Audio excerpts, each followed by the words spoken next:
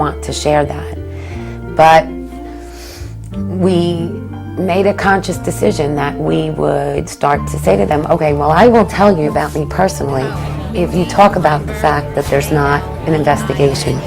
Well, I'm joined right now by 4 women who lost their husbands in the attacks. Kristen Breitweiser is one of 4 New Jersey widows who lost. These women banded together after their husbands were killed, and now they're leading a campaign to find out exactly how did 9/11 happen. And finally, the media began to report on our activities, not just the activities of the administration. Look forward to the president and the vice president going to both come in there. To go on any show is not easy, but you needed the public pressure in order to make anything happen in Washington. I mean, they need huge public pressure to move them. President Bush signed legislation today creating an independent commission to investigate the September 11th attack on America. Buckling under pressure, the White House was finally agreeing to a deal. But in a stunning series of revelations, it soon appeared that the White House was stacking the odds against an investigation it had not wanted in the first place. The president named a supporter, Dr. Henry Kissinger, Secretary of State in the Nixon and Ford administrations, to head the panel. He has a penchant for secrecy, which is not what's needed here. There are questions about his role in Vietnam, his role in the coup in Chile. Several family members approached Kissinger and requested a meeting at his office in New York. Prior to the meeting, Kristen Breitweiser conducted a thorough investigation of Kissinger's potential conflicts of interest. Probably much to the chagrin of some of the people in the room, Lori asked some very pointed questions.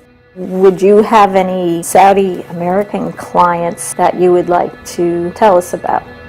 And he was very uncomfortable, kind of twisting and turning on the couch. And then she asked whether he had any clients by the name of Bin Laden. And he just about fell off his couch. Former Secretary of State Henry Kissinger stepped down from the position Friday. We thought the meeting went well. I wouldn't want to be in the way of some of these families. I mean, they're... Kissinger was soon replaced by Tom Keene, a former New Jersey governor, and former Congressman Lee Hamilton, who had chaired the House Intelligence Committee. The remaining 8 commissioners were all former D.C. insiders and lawyers, evenly split between Republicans and Democrats. Remember, in the 90s, they spent $100 million investigating Clinton's sexual exploits. $100 million. And they first allocated only $3 million to investigate the murder of 3,000 people. The budget was eventually raised to $14 million, but the investigation was also given less time than they had wanted, a year and a half. To monitor the commission, leading victim relatives established the Family Steering Committee. The group provided the commissioners with hundreds of well-researched questions for which they expected answers.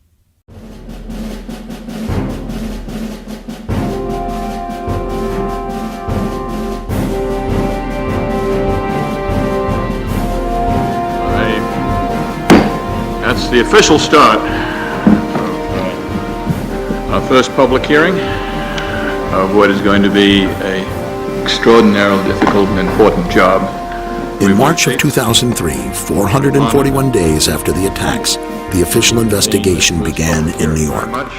Mindy Kleinberg from September 11th Advocates. On the morning of September 11th, my 3-year-old son Sam and I walked Jacob 10 and Lauren 7 to the bus stop at about 8:40 a.m. Brad was 24 years old and the oldest of our 3 sons. Family Steering Committee members were among the first to testify before the commission. Hey Mom, it's Brad. Just wanted to call and let you know, I'm sure that you heard, or maybe you haven't heard, but a plane crashed into World Trade Center 1. We're fine, we're in World Trade Center 2. I'm obviously alive and well over here, but obviously a pretty scary experience. I saw a guy fall out of probably the 91st story, all the way down. So, you're welcome to give a call here. I think we'll be here all day. I'm not sure if the firm's going to shut down for the day or what, but give me a call back later. I called Dad to let him know. Love you. Welcome, Mayor Michael Bloomberg of the City of New York. From the outset, many families were concerned by how the investigation was being conducted. We begged and pleaded that people should be put under oath. At the beginning, they were not. We'll describe our city government. As the hearings progressed, the families were becoming more and more frustrated by what they perceived as softball questioning from the commissioners. I've appreciated already his remarks. We have certain questions that we, the families, wrote for each of the people that were coming to testify today. And the questions weren't asked. Complete waste of time. It was a bunch of people throwing accolades at each other and asking the same questions one after the other. Skirting around issues, not being defined enough in their questions. It's a stonewall, it's a cover-up. As far as I'm concerned, I'm very bitter, I'm very angry. Still, no one was prepared for what they then uncovered about Philip Zelikow, the executive director of the 9/11 Commission. He who had the power to say where the investigation was going, who would be interviewed, what would go into the 9/11 Commission report, what wouldn't. We have found out that he not only served on the transition team of the Bush administration, that he was a person who wrote a draft memo for the setup of the Bush administration's National Security Council, that he was an individual who wrote the preemptive war strategy that was eventually used for the war in Iraq, that he is a close friend of Condoleezza Rice's. We want him to resign. Philip Zelikow refused to resign, and Chairman Keene dismissed the family's concerns over conflicts of interest. Nearly a year in, the commission had only received a small amount of the documents that they had requested. At this point, what we have is literally hundreds of boxes of materials that have come into the commission, and we have not sorted through that. They gave them boxes and boxes of documents, but not left pertinent documents out. A deal announced yesterday between the White House and the commission investigating the September 11th attacks is proving to be rather controversial. Under the agreement, only certain members of the commission will be allowed to review classified documents from the White House, and their notes will be subject to administration review. I mean, I'm a member of the commission. The president has said only a minority of the commission can see a minority of the documents, and then they have to clear what they're going to say to the rest of the commission with the White House. The only two commission members allowed direct access to the documents? Jamie Gorelick, the Deputy Attorney General under President Clinton, and Philip Zelikow. I felt that the fix was in at that point in time. The majority of the commission felt that it was better to see these documents rather than take a chance of not seeing them at all. It's a scam. It's absolutely disgusting.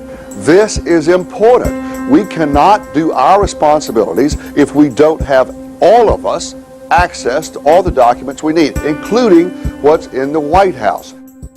And with the investigation nearing its deadline, the President, Vice President, and National Security Advisor were still refusing to testify publicly. Yet few Americans were aware of the family's plight. Up till then, the hearings had received only minimal coverage. Suddenly, that all changed. In testimony before the 9/11 Commission later this week, and in a new book to be published tomorrow, Against All Enemies, Clark will tell the story of what happened behind the scenes at the White House before, during, and after September 11th. To the loved ones of the victims of 9/11, your government failed you. Those entrusted with protecting you failed you. And I failed you. Mr. Clark is the first person that has apologized to the families. Clark's testimony provided the families with the timely leverage they needed to increase public pressure on reluctant White House witnesses. The Bush administration will allow National Security Advisor Condoleezza Rice to testify publicly before the 9/11 Commission. For President Bush, it was a dramatic reversal. I've ordered this level of cooperation because I consider it necessary to gaining a complete picture of the months And even the President and Vice President agreed to meet with the Commission, but with a catch. They insisted on meeting together behind closed doors and not under oath. President, why are you and the Vice President insisting on appearing together before the 9/11 Commission? Because the 9/11 Commission wants to ask us questions. That's why we're meeting, and I look forward to meeting with them and answering their